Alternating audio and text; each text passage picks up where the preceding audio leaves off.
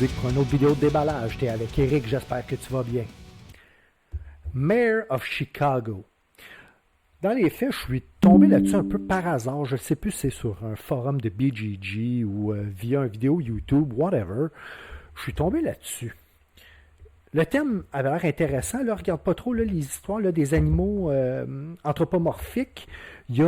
C'est un peu comme si c'était un jeu de majorité de territoire avec du tableau building, mais tout ça pour le joueur solo.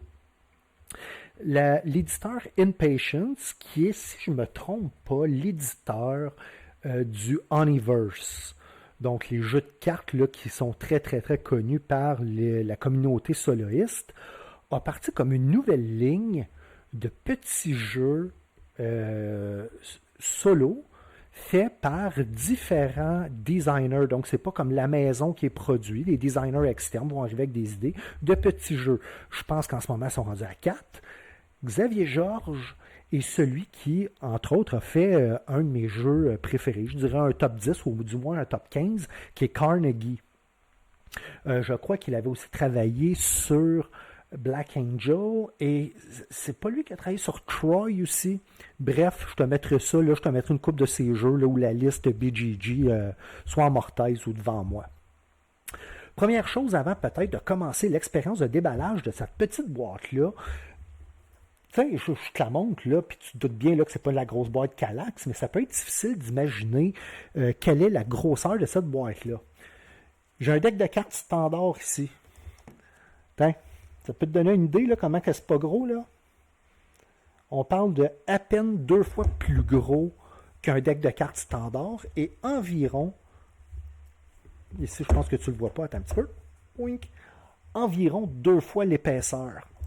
Fait que ça donne une idée comment il y a une promesse d'avoir un bon jeu dans une petite boîte. Je m'attends à ce que le déballage soit assez rapide. Comme d'habitude, je m'en vais enlever le plastique, puis on regarde ça ensemble. Compte tenu de la grosseur de la boîte, je pense qu'on niaisera pas plus longtemps et on commence ça maintenant. Boîte d'une belle qualité, d'une bonne épaisseur, pas trop peu. Tu sais, il y a juste l'expérience de la boîte donne confiance au matériel qu'on va trouver dedans. Petit catalogue, et tu vois qu'il y a ici Onirim, donc on a le Oniverse, Cyberion ici. Et je pensais que j'avais mis ça sur... je pensais que j'avais mis ça sur mute. Et ici, on a la série des Oniverse, puis tu vois ici, là, c'est le début là, des jeux petites boîtes dont Mayor of Chicago fait partie. Donc, j'ai hésité pour Ravel, mais je me suis dit, je vais en essayer un, puis on va voir comment que ça va. Donc, je t'invite à aller voir si l'idée d'avoir des petits puzzles solo est quelque chose qui t'intéresse. On va sortir de ça.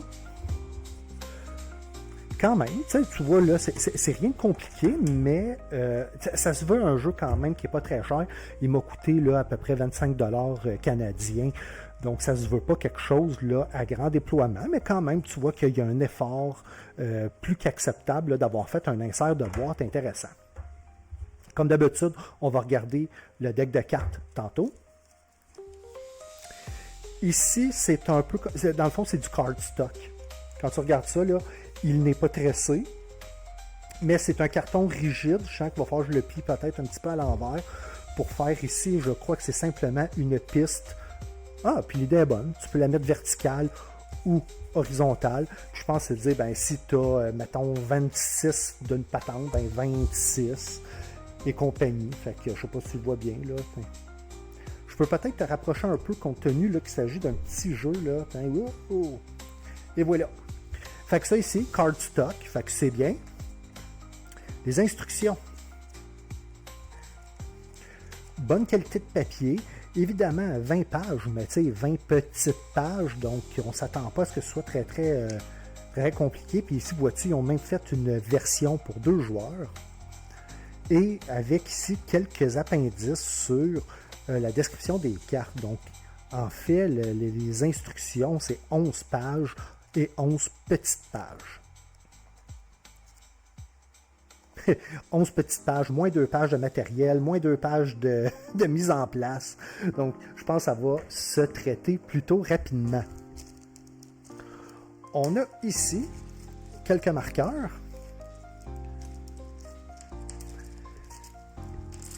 Et, écoute, pour de la petite boîte quand même, là, félicitons le fait que, oui, c'est de la petite pastille, mais c'est de la petite pastille en bois qui est screen printé ou imprimé dessus. C'est pas de la gravure, c'est pas un collant. Ils n'ont pas donné de feuilles de collant pour être obligés là, de toutes les marquer. Fait que je trouve que ça a bien de l'allure comme niveau de qualité pour ça. Ici, on a les cartes. Comme d'habitude, je vais aller les déballer, puis on va regarder ça ensemble. Et voilà. Donc, de quoi que ça a l'air? Cardstock de bonne grosseur. C'est pas les plus épaisses. C'est pas du, comment je te dirais, du, Fantasy Flight. Mais c'est très acceptable. Fortement tressé. Donc, j'ai l'impression que ça ne collera pas ensemble. Et j'ai regardé quand même vite un peu là, avant de me lancer. Je crois que ça va être les différents boss, puis ça va être les métriques à atteindre pour battre ces boss-là, ici. Donc, j'aime beaucoup le fait que c'est comme des posters électoraux. Je trouve ça bien. Puis c'est drôle, là, c'est mon deuxième jeu style un peu vil avec des animaux anthropomorphiques.